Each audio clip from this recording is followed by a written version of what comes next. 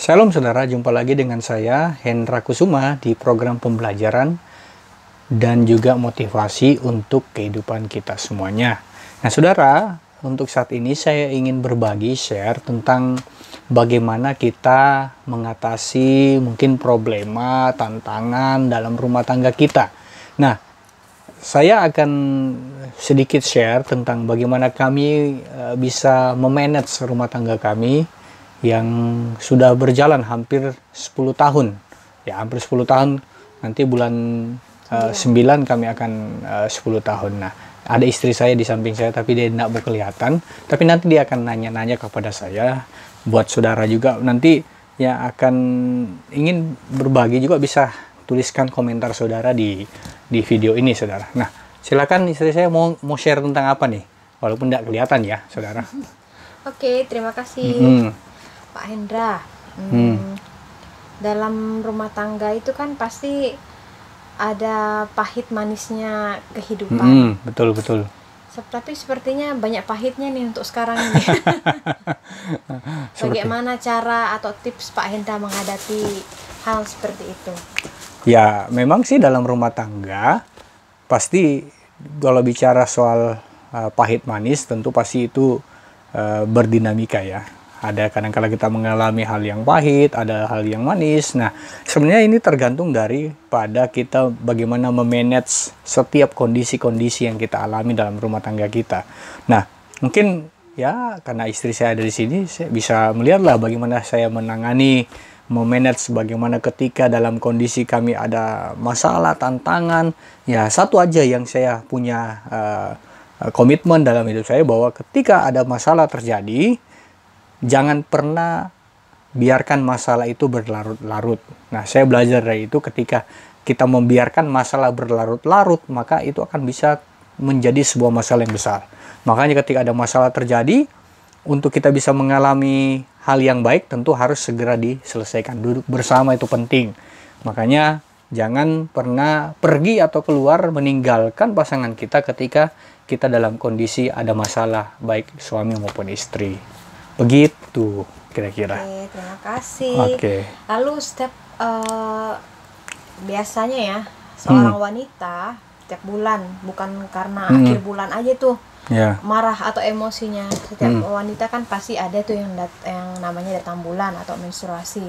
Pasti kan emosinya lagi nggak stabil tuh. Nah, terus apa sih? Bagaimana sih Papa kok bisa sih ngadapin istri yang kalau agak rewel ya, agak cerewet, terus emosinya lagi nggak stabil pada saat mau deket-deket yang namanya tamu bulanan itu. Iya, saya pikir semuanya wanita mengalami juga itu ya, proses secara psikologi ketika mungkin datang bulan. Nah, kalau sudah berumah tangga dua ya kan, datang bulan tua dengan datang bulan. Nah, itu yang bisa terjadi. Nah, kalau saya pribadi, ya istri saya sudah bisa merasa sih bagaimana saya bisa menangani hal-hal seperti itu. Yang pertama adalah sebagai seorang suami harus cooling down, sabar menghadapi istri yang lagi rewel karena kondisi-kondisi seperti itu. Karena kita harus paham ya, jadi laki-laki dan perempuan itu berbeda. Laki-laki itu memang selalu menggunakan pikirannya ya, logikanya. Ya, perempuan pasti menggunakan perasaan. Nah, makanya kita harus tahu sebagai seorang suami atau sebagai seorang calon suami, buat Anda yang mungkin belum menikah, Anda harus tahu bahwa siklus dari datang bulannya wanita itu berpengaruh pada secara psikologinya. Nah, apalagi kalau dia sudah menikah, dua hal yang berpengaruh. Datang bulan dengan datang bulan tua. Nah, kalau umpama gaji sudah mulai habis, nah bisa berpengaruh. Nah, artinya tergantung dari kita suami bagaimana kita memanage, bagaimana kita bisa cooling down, sabar, terus jangan pernah jadikan itu sebuah masalah. Karena itu bukan masalah sebenarnya. Nah, itu jadi masalah ketika kita responi dengan negatif. Istri kita rewel, kita balik marah-marah. Nah, padahal sebenarnya itu reaksi secara natural yang dialami oleh seorang wanita. Jadi, kita harus paham kan, istri saya juga sudah paham kan? Ya kan? Istri saya juga sudah merasakan bagaimana apa yang saya lakukan, apa yang saya respon, apa yang saya kerjakan ketika dalam kondisi-kondisi seperti itu. Gitu deh. Terima gitu kasih, kira-kira. sudah sabar dan mengerti. Nah, terus tuh kita kita kan punya anak 2, kakak dan adik, Misail dan Asaria. Mereka punya karakter dan sifat yang berbeda. Ya, betul. Dan kita tentunya tidak ingin memberikan sebuah kasih sayang itu lebih sayang dengan satu aja, sedangkan yang satunya ya mungkin karena dia sudah ini, kita nggak terlalu sayang. Kita kan berusaha untuk adil tuh untuk semuanya, sedangkan karakter mereka beda nih. Yang satunya kayak mamanya melankolis, yang satunya kayak papanya karakternya agak apa ya, sanguin, kolerik, ya campur-campur lah. Bapaknya pasti kan kita kan kayak, nah ini anak ya, kelakuannya kayak mamanya nih, suka kayak gini. Nah yang satunya lagi, wah ini nih ya mirip kayak papanya, suka kayak gini ya.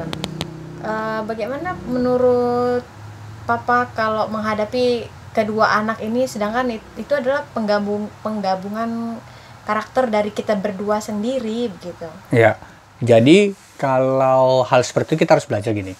Orang tua itu harus bersyukur ketika dia mempunyai anak lebih dari satu.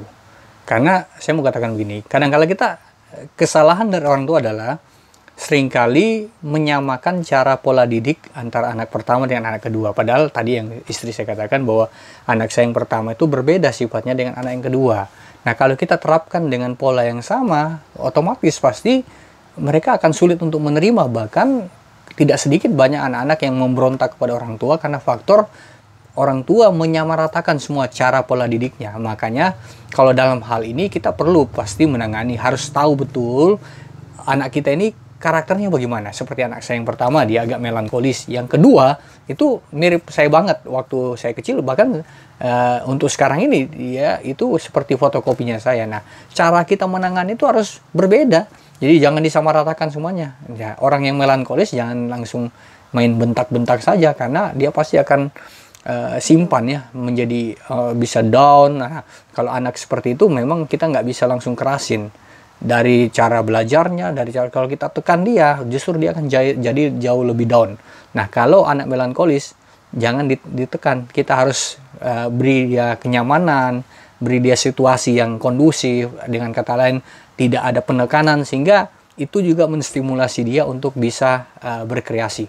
Nah, anak yang kedua beda. Anak yang kedua itu dia akan lebih sedikit keras, kolerik, dan juga sanguin. Nah, tentu pasti penanganannya juga berbeda. Dia harus lebih ditegasin, harus lebih jangan sampai kita terinabobokan dengan umpama dia nangis atau dia mengalami apa lagi namanya?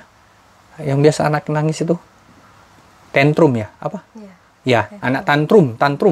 Nah, kami biasa kami biarkan dia sampai nangis gitu ya. Tapi kami tetap awasi supaya dijauhkan dari benda-benda yang tajam. Nah, artinya cara penanganan seperti itu yang kita harus sebagai orang tua harus pahami supaya anak itu bisa terdidik sesuai dengan karakternya masing-masing.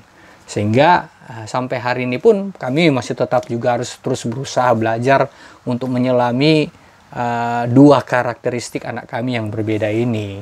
Ya kan, biasanya jujur ya, biasanya papanya yang lebih sabar hadapi anak-anak daripada mamanya.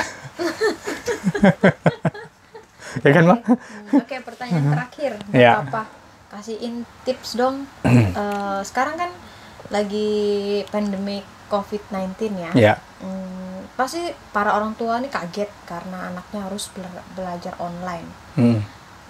Sedangkan saya nggak bangga sih, cuman kasih tips untuk para orang tua, karena kita kan memang dari saya SD kelas 1 kan kita sudah masukkan jadi homeschooling ya. Tips bagaimana kita bisa membagi waktu kita sebagai orang tua dalam hal pelayanan, dalam kegiatan hari-hari kita, lalu kita meluangkan waktu kita untuk selalu berada dengan anak-anak dan memberikan pelajaran ilmu pengetahuan kepada mereka. Nah, iya, memang apalagi dalam kondisi sekarang ya, COVID ya, kita secara natural kita juga khawatir dengan anak kita yang umpama kalau ke sekolah umum, terus atau dia dibawa jalan dia, tentu pasti banyak hal yang kita khawatirkan, apalagi dengan kondisi-kondisi sekarang ini, saudara. Nah, jadi langkah yang kami lakukan adalah, memang betul bahwa tadi istri saya katakan, bersyukur dari semenjak anak kami masuk SD, anak kami sudah masuk homeschooling ya, jadi sehingga sudah terbiasa dengan belajar di rumah dengan online. Nah, jadi dia nggak kaget dengan situasi yang sekarang ini. Cuman memang hal itu perlu disiasati. Dimanapun pasti dia namanya anak ya, pasti dia mengalami yang namanya tingkat kejenuhan. Nah, di situ kami belajar bahwa kami mengajarkan dia tentang ilmu pengetahuan, tentang alam. Nah, kami seringkali kalau ada waktu kami bawa mereka jalan ke kebun, terus ke kolam. Nah, kami memperkenalkan mereka dengan alam sekitarnya. Apalagi rumah kami agak ada kolamnya. Jadi saya isi ikan, bibit lele di kolam ikan kami. Dan itu yang menjadi hiburan buat mereka. Karena kalau kita mau bawa ke mall, tentu pasti kita agak khawatir dengan situasi-situasi sekarang ini. Makanya dengan kondisi-kondisi itu, kami memanfaatkan ruang yang ada di lingkungan rumah kami untuk dia bisa beradaptasi dengan lingkungannya, dengan alam sekitar, belajar tentang ilmu pengetahuan, makhluk hidup. Nah, dari situ kebetulan kami pelihara beberapa binatang. Ada anjing, ada kucing, ada ayam, ada ikan.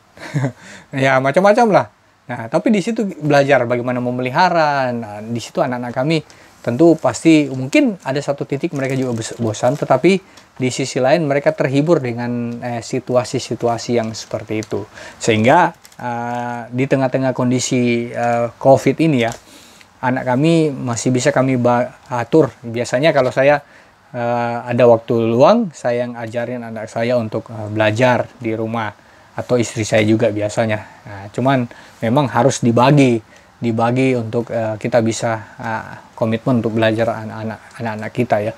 Makanya memang kami sampai hari ini pun juga terus belajar untuk melakukan itu, komitmen dengan hal itu, walaupun memang agak sulit ya, karena memang kita yang terbiasa dengan pelajaran di sekolah, duduk di gedung sekolah, dan kita tiba-tiba di depan laptop atau di depan handphone. Nah, itu pasti memerlukan sebuah adaptasi yang panjang. Nah, tetapi di satu sisi siasatilah kondisi-kondisi itu dengan mungkin kadang-kala harus keluar rumah, luangkan waktu, lihat alam sekitar, belajar. Nah, anak kami biasa kami bawa ke kebun, atau lihat kami pelihara ikan, kami kasih ajarin makan ikan, artinya atau bersepeda di halaman di depan rumah. Nah, itu yang dia lakukan untuk sekarang ini, untuk juga menstimulasi tingkat pertumbuhan secara psikologinya juga, dan juga secara emosionalnya, dan juga secara fisiknya. Nah, jadi hal-hal itulah yang mungkin harus menjadi dasar dalam kehidupan kita sebagai keluarga ya, sebagai orang tua juga dalam mendidik anak-anak, bahkan juga di dalam menghadapi tantangan masalah dalam rumah tangga kita. Percayalah bahwa rumah tangga tentu pasti menghadapi banyak tantangan. Tetapi seperti yang kami alami sebagai suami dan istri, banyak tantangan yang kami hadapi, tapi kami belajar untuk komitmen bahwa jangan pernah lewatkan masalah itu tanpa harus diselesaikan. Harus diselesaikan dengan baik, dan duduk bersama itu jauh lebih penting, jauh lebih baik, dan jauh lebih utama daripada meninggalkan pasangan kita dalam kondisi ketika saudara ada masalah. Sehingga masalah yang kecil tidak akan pernah menjadi besar kalau diselesaikan dengan cepat dan tepat. Nah, itu. Jadi itu tips buat saudara, mungkin buat saudara yang mungkin hari-hari ini menghadapi masalah-masalah yang seperti kami sharekan tadi. Semoga ini bisa jadi berkat buat saudara juga yang sedang membangun rumah tangga saudara. Kalau saudara diberkati lewat tayangan ini, jangan lupa like video ini, dan juga dukung channel ini dengan subscribe dan juga nyalakan loncengnya, supaya saudara tetap mendapatkan notifikasi dari pembelajaran yang kami bagikan buat saudara. Tuhan memberkati. Saya pamit undur diri bersama dengan istri saya yang ada di samping saya, yang masih malu-malu menampakkan mukanya. Tapi next kami akan berdua akan tampak di depan kamera ya. Oke, Tuhan berkati saudara. Haleluya. Amin.